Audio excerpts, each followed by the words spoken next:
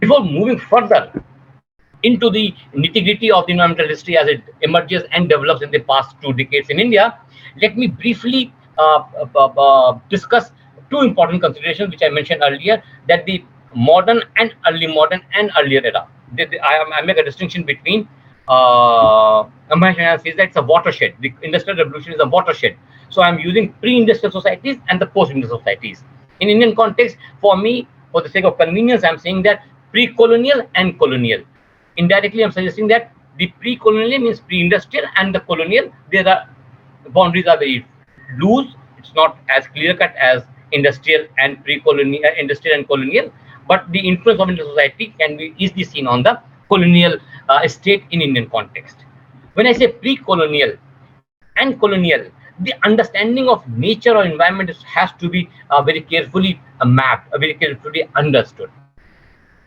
Most of the environmental history which developed in India primarily focused on the modern times. Barring few exceptions like Chetan Singh, Mukhya Sahab, the primary focus of the environmental historians of India was on the colonial period, and there's a reason for that. Because we were focusing on catastrophes, we were focusing on the major ruptures, we were focusing on exploitation, we were focusing on destructions, which is easy to document, which is easily seen. What is important for us to understand, the adaptation and continuity is not a dramatic change.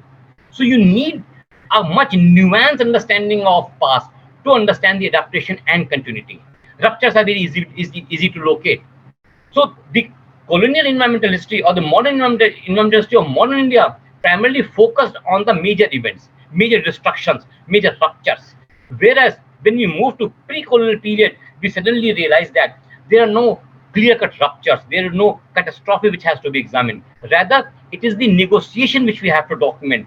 Adaptation, the continuity has to be documented. And in those continuity, if there is any change, we will document that.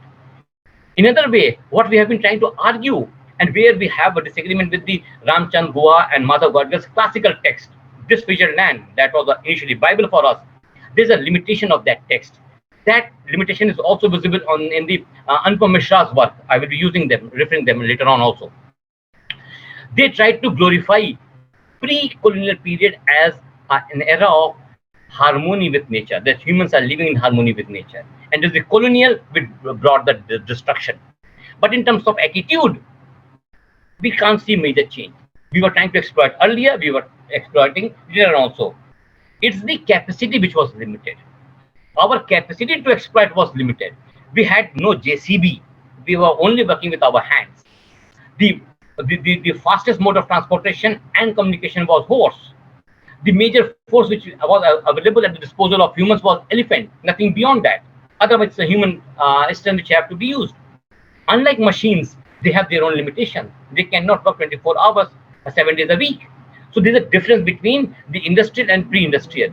So ruptures are much more visible in the modern times, are not as visible in the ancient and medieval times. So environmental historians working on the pre-colonial past had another additional task to make it distinct from the agrarian history, to make it distinct from the social history, and then argue that we are trying to accord due recognition to environmental factors, the nature factors.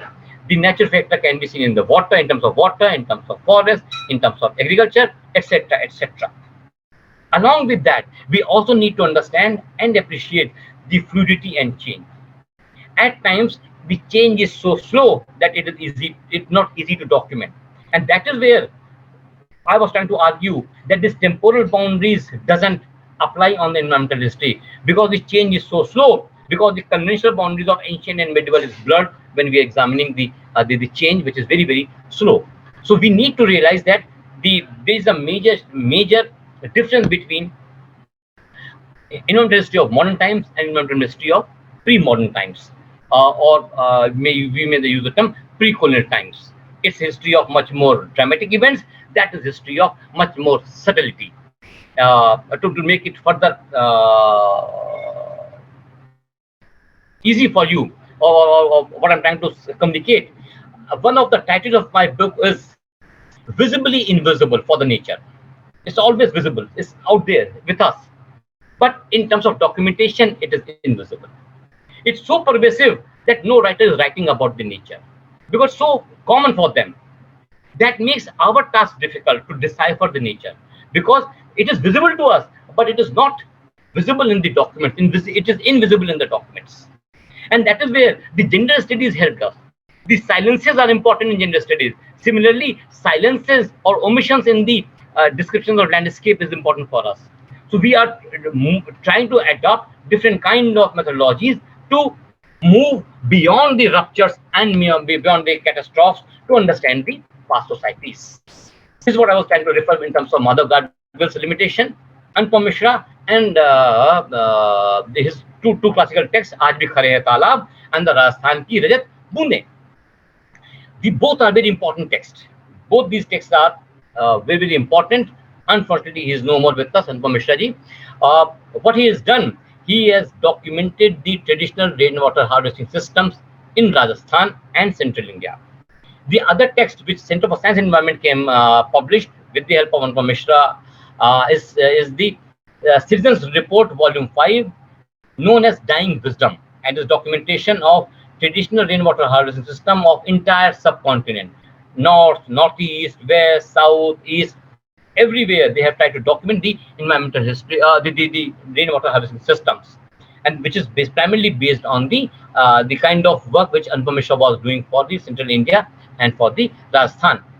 My disagreement with them is that don't try to justify that the ancient society was very, very living in harmony with nature. Rather, they were negotiating in a different manner, and that negotiation has to be understood in their historical context. And imposing modern day sensibilities and saying that they were living in harmony with nature is a teleological approach which must be avoided, which should be avoided. Ramchand Guha's This Featured Land, the first chapter is problematic. Next chapter, when he moves into modern India, is excellent. The conquest is a very lucid description of destruction. But when he comes to the pre-colonial period, unfortunately, both of them try to romanticize the past of environmental history, which I have disagreement with. Now I need to be brief, but just a second. Let me go through my slides so that I can. Yes. Okay. Let me begin with Francis Zimmermann, a case study for you all to understand, for all you to appreciate. The Jungle and the Aroma of Meats, Ecological Themes in Hindu Medicine. What Zimmermann has done, he has examined the Ayurveda and the kind of medicines prescribed in the Ayurveda. His argument is that these are the medicines. If these are the medicines and these are the ingredients of those medicines, and most of the ingredients are natural, which means this kind of vegetation must be available in the area where the text is being written. In other words, the prescription says that so much herb, this herb, that herb, the bones of this animal, the skin of this animal, the blood of this animal, etc., etc. He says that if these are described here, which means these must be available in this area. And then you understand, realize, then you go back and say that this kind of animal live in this kind of climatic conditions. This kind of vegetation is available in this kind of landscape. So he says that jungle, not the forest. The way we understand forest is not jungle. Jungle is the area around Bikaner, the Jungle Pradesh. There you have a shrubland. झाड़ियाँ dominate कर रही हैं. So he's saying that the Ayurveda might have been written in an area which is shrubland, and the kind of vegetation which is described in the Ayurveda can help us to reconstruct the environment of that time. The limitation of this work, this is a highly debated work. Anybody is interested can read a different critique of the work and appreciation of this work. The major limitation with this work is that he ignores the importance of memory. There is a possibility that migrating from somewhere else, we are carrying the memory of the herbs available in that area, the flora and fauna available in that area, and writing it here. So that memory and the interaction negates this or challenges this generalization which Zimmermann is trying to propose, that by understanding the prescriptions we can reconstruct the flora and then we can understand the fauna of that area. But he opens up a new chapter for us, a new insight for us, that through literature we can reconstruct the climatic conditions of that area. We can understand what kind of flora was there, what kind of fauna is there, So a kind of environmental history can be reconstructed by using these kind of literatures which Zimmerman has bought. I'm sorry, I forgot to italicize the Shivani Bose work. It's very recent work. Mega mammals in ancient India, rhino, tigers, and elephants.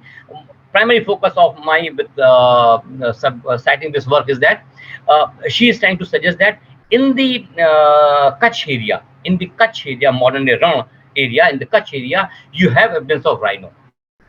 If rhino is there, then you need to appreciate that, which means the climate was much more wet. Rhino cannot live in a very dry conditions as exists today in that area in the peninsulas of Gujarat. That area, the Bhuj area, the Kutch area, if they sustained rhinos, if there's evidence of rhino in ancient India, which means the climatic conditions were different. So by examining the availability or visibility or prevalence or survival of certain kind of animals, you can reconstruct the flora and then you can reconstruct the climatic conditions of that area. So by citing the cases of availability of rhino in that area, Shivani Bose is trying to suggest that the climatic conditions were wet in that area during that phase of time, which means we need to understand in that context also. I have not given in this slide, but those who are interested can also read G.S.S. Deola. Deola Sahab has argued for Rajasthan survival of Lakhi Jungle at least till 13th century, and then Lakhi Jungle vanishes. Lakhi Jungle, in his understanding, received water from one of the tributaries of Ghaggar, one of the tributaries of Satluj and that area, which were flooding the area of Lakhi Jungle, that is near Bhatinda, modern day Bhatinda area. So by understanding the different kind of forest, Lakhi Jungle, or different kind of animals like rhino, you try to reconstruct the environmental history of that kind. So that is how we are moving and trying to examine the environmental history. Trotman,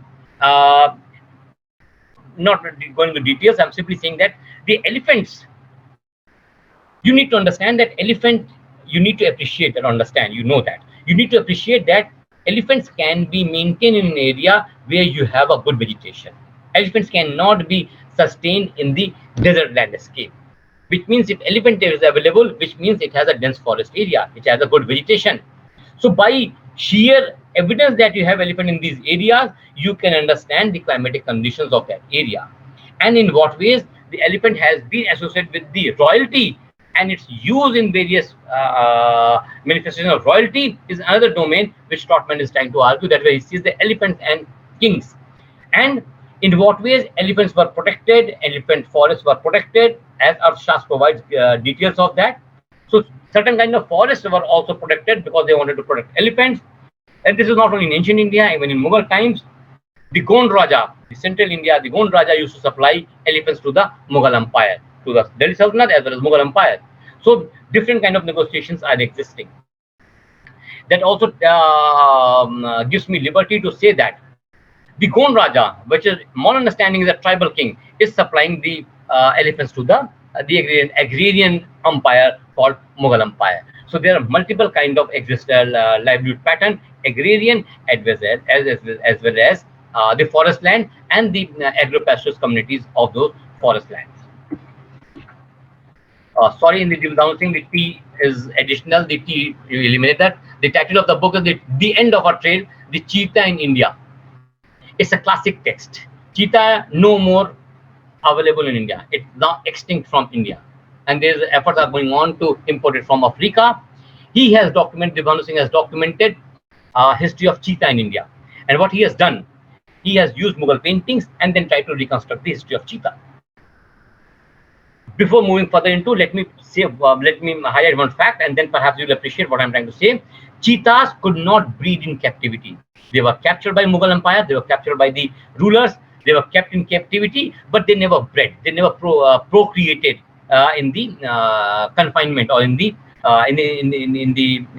unnatural environment.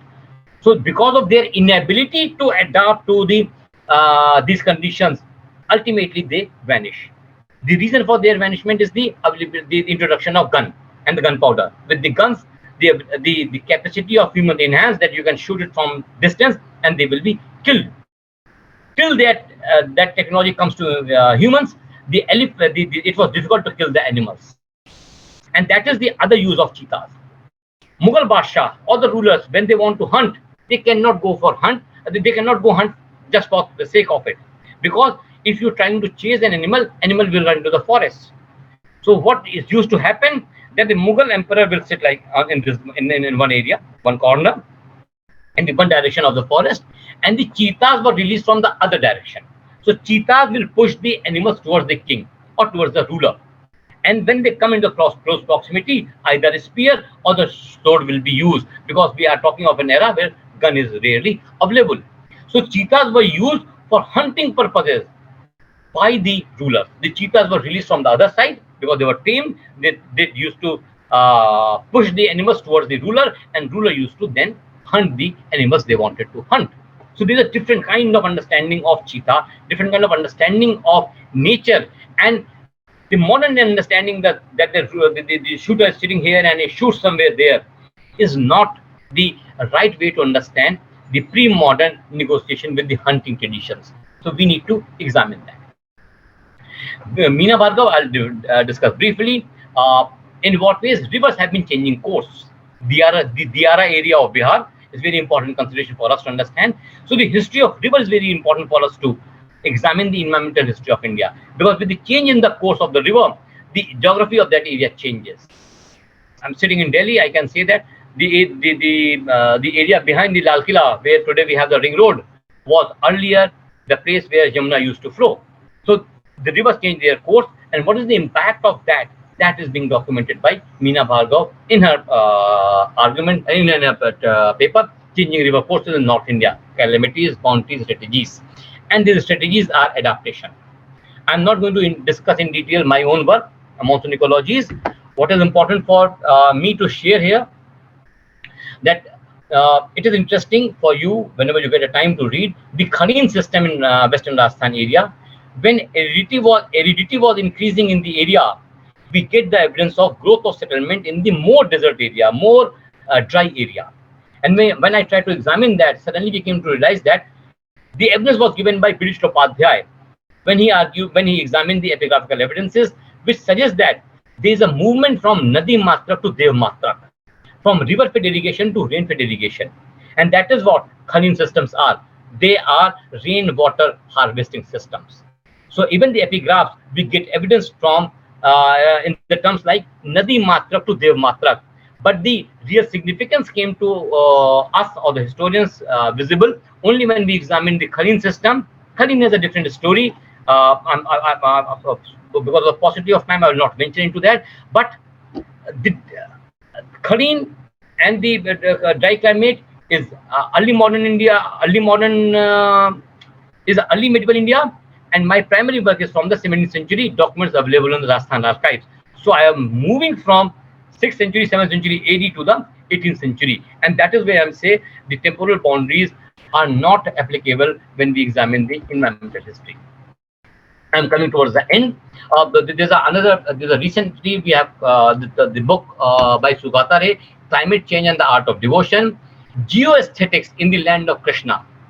So I disagree with his formulation in terms of climate change, and I will be discussing that later on. But not with you, but with the Sugata, that the notion of climate change doesn't apply on 1500, 16th century to 19th century India. It may be applicable on Europe, where we have the Little Ice Age, but borrowing that same terminology or same category in Indian context is different. It is difficult to sustain. It's not tenable.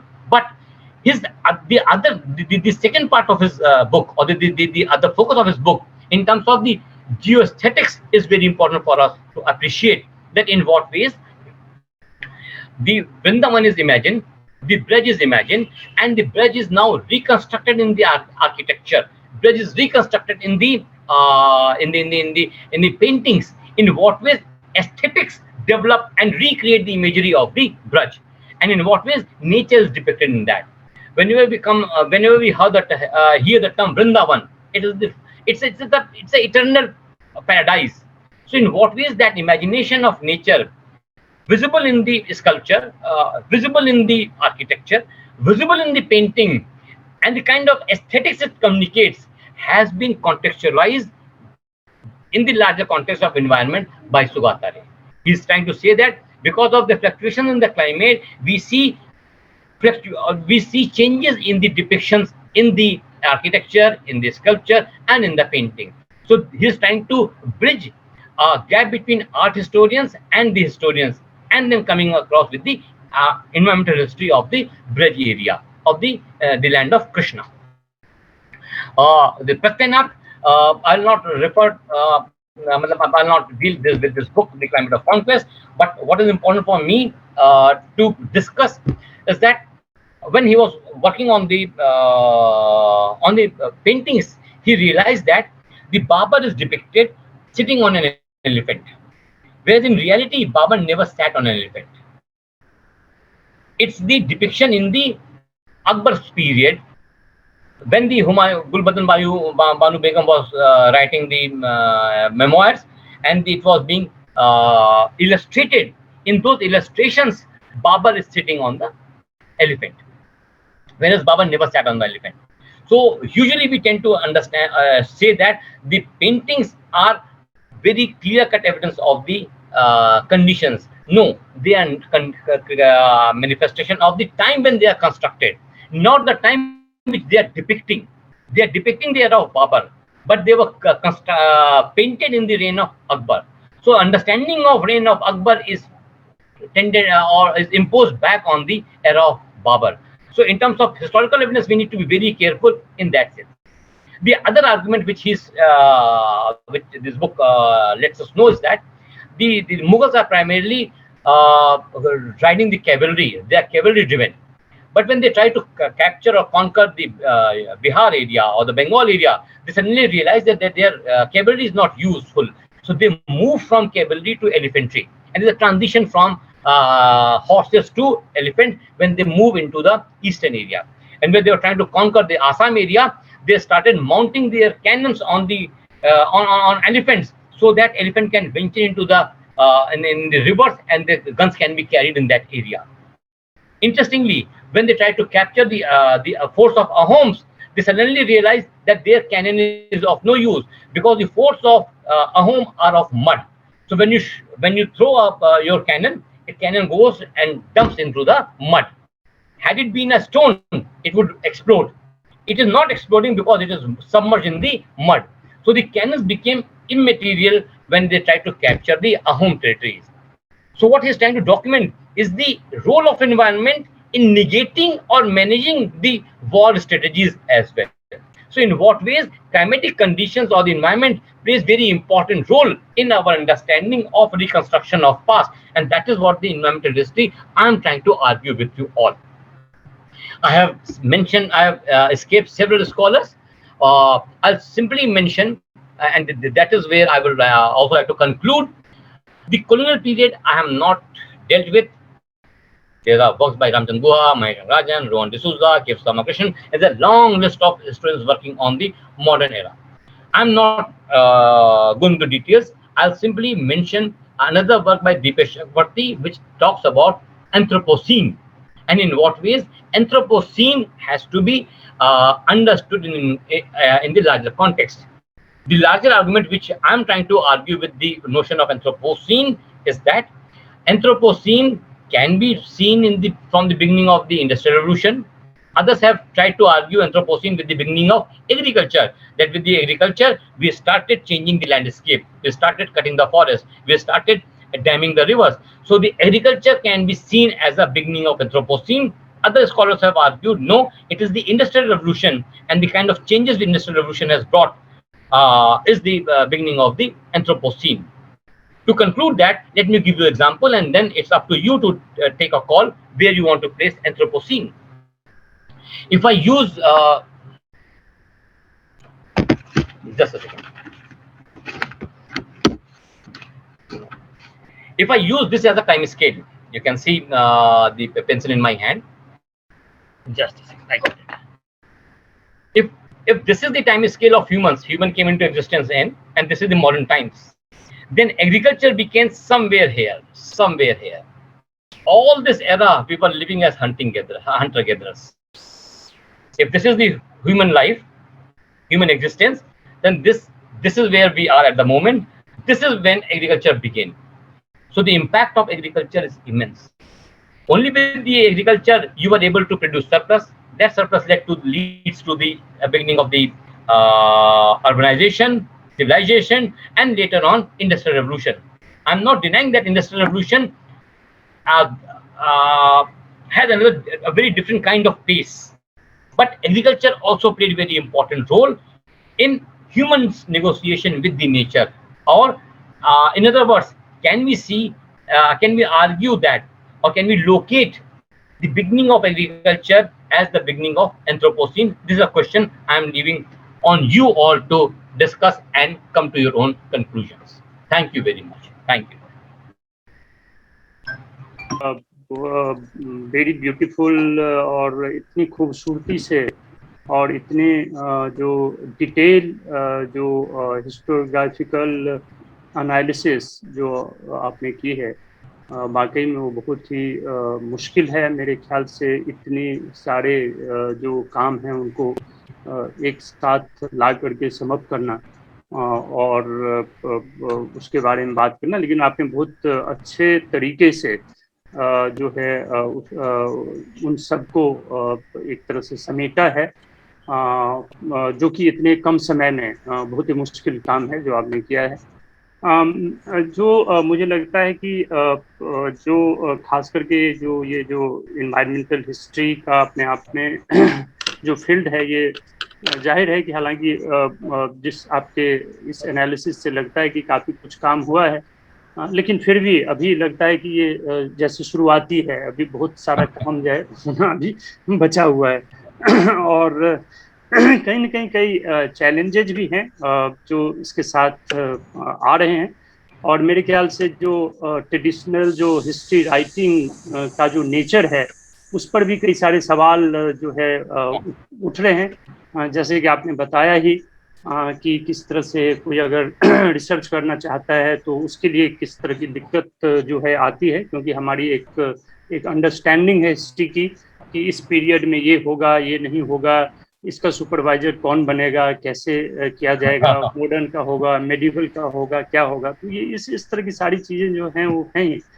एक जो मुझे लगता है कि देखिए ये तो बहुत अपने आप में मुश्किल है कि जो प्री मॉडर्न इंडिया अगर हम कहें कि प्री कॉलोनियल इंडिया के बारे में बात करना और जो कॉलोनियल पीरियड के बारे में बात करना, जो आपने उस बात की, मुझे लगता है कि कहीं ना कहीं जो कॉलोनियल पीरियड के बारे में जो फोकस हुआ और खास करके मॉडर्न पीरियड में, वो इसलिए भी हुआ कि उसका रोल जो था यहाँ पर, जो कॉलोनियल स्टेट का और जो टेक्नोलॉजी का जो रोल था, वो बहुत ही डिवास्टेटिंग था। और उसमें ह्यूमन नेचर रिलेशन में एक जिसको आमतौर पर गुहा जो है वो कहते हैं कि एक जिसको वाटर शेड की बात की जाती है, तो वो कहीं न कहीं उस सिलसिले में उसको देखने की जरूरत है, न कि सिर्फ कि प्री कॉलोनियल पीरियड को ग्लोरीफाई कर देना और इसको नॉन मतलब इसमें डिवास्टेटिंग रोल में उसको देखना। एक मुझे ये लगता है, एक जो मुझे थोड़ा सा जो एक जो चीज़ मुझे लग रहा है कि कैसे इसको लिटरेचर और हिस्ट्री की जो रिलेशनशिप में इसको कैसे देखें।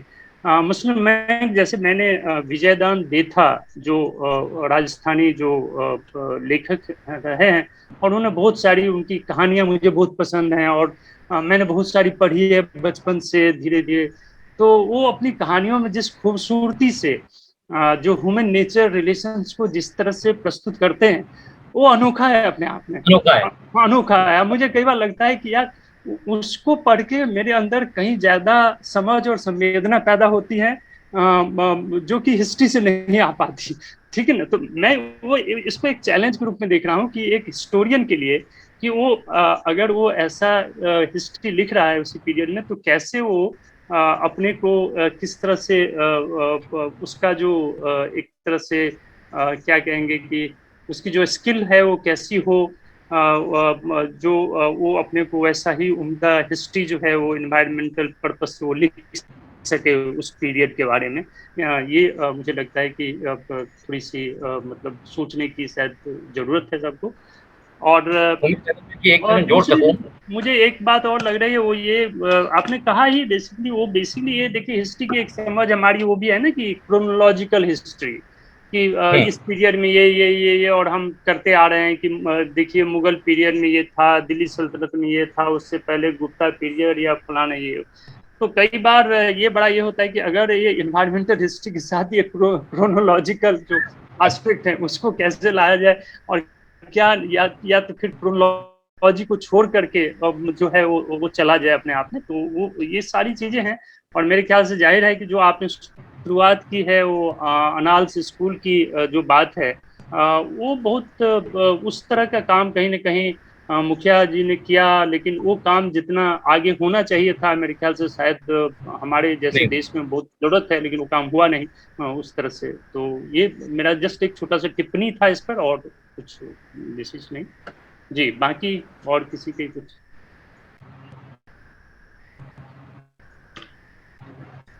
हाँ सर आप कुछ कह रहे थे सर अभी आप। हाँ, गुलशन कुछ बोलना चाह रहे हैं, गुलशन बताइए। हाँ गुलशन। Hello, sir. This is a wonderful lectures provided. This is a very interesting lectures for us, sir. You told me what is the relationship between the history and environment, and you told us archaeological and climate change, life science, the role of paleo science and water supply. And you also told us, sir, the what is the challenges for environmental history, temporal divisions, spatial divisions. So, sir, my questions is very simple, and so first questions is very simple, sir. I am asking myself, sir, what are the steps that need to be taken to promote sustainable agriculture and food security in the wake of climate change? First question. And sir, second questions, indigenous people are one of the most vulnerable sections facing climate change in today. However, they can act as change agents towards mitigations and adapting to climate change from ancient to modern times. So what should we learn from sir past? So my two questions, sir. Thank you, Gulshan. Thank you very much. Two very interesting, very problematic questions. And I don't have one-to-one answer to them. And perhaps that is the reason why I was not interested in venturing into modern times. There's a reason for that. Let me begin with the questioning sustainable. This term is not very acceptable to me. When we say the sustainable development, then my question is, whose sustainable development? Human sustainable development, our agriculture sustainable development, our industry sustainable development, or sustainable development of environment, sustainable development of nature? And the last thing, who are we to decide in what ways this nature should develop? This agency of, or this understanding of anthropocentric understanding is problematic when you are negotiating with the nature. So my argument is that, or my problem is that the way industrial societies have changed us, it is no longer possible to go back to indigenous people and learn from them, because the population pressure is of a different nature. Our capacity to consume is of a very different nature. If you read carefully John McNeill's Something New in the Sun, then you will realize that now much larger number of people are living, and for much longer period of time, and they are consuming much more. So the demand is much more. It needs a different kind of understanding. Perhaps we have to go back to Gandhi to respond to your question. There is no end to greed, but our needs are important. So we have to negotiate in those terms. But when we say our needs, what is the where will you place the needs of the forest? Where will you place the need of the elephant? Where will you place the need of the birds? This is the area where at times we are blamed. The deep ecologists are blamed that you give primacy to the nature at the cost of humans. So it's a highly contested terrain. If you are really interested in reading details on that, then you can read Mahesh Rangarajan and Sabharwal, Vasant Sabharwal's edited volume, Battles Over Nature. Then the nuances will become much more visible to you. My only submission in this whole process is that we should be open for adaptation. The moment we lose our capacity to adapt, we are going to collapse. There is no chance of our survival. And in that sense, the Indian civilization has survived because we have been able to adapt. Today, we are primarily focused on agrarian landscape, but earlier, agriculture and agropastoralism went hand in hand. So there was always an alternative mode of sustenance available to us, which is no longer, and this monocropping, monodomination of livelihood pattern is creating problem.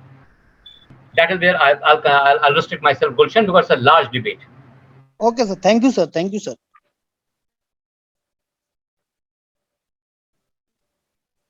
Gulshan, let me also add, in Western countries, a lot of work is being done on climate justice issue.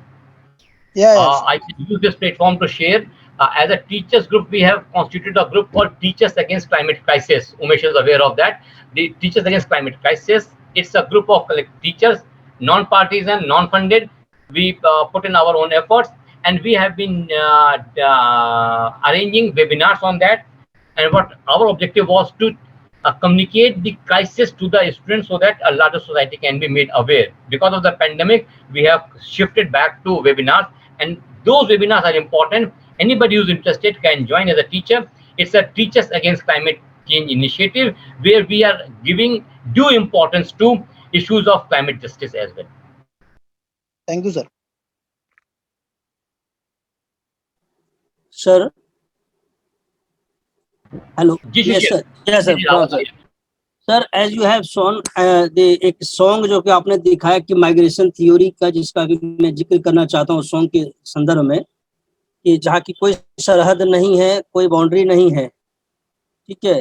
तो इस संदर्भ में एक मेरा जो question है वो है एक्चुअली अथॉरिटी से रिलेटेड है कि अगर कोई सरहद नहीं है, अगर कोई बाउंड्री नहीं है, तो जो एक्सटिंक्ट कर रहे हैं या माइग्रेट कर रहे हैं, जैसे कि हम देखें कि पानी का जो हमारा पाकिस्तान के साथ विवाद है, या फिर हमारे एयर का, वाटर का, या फिर हमारे जंगली जानवर का, चीता वगैरह का भी है।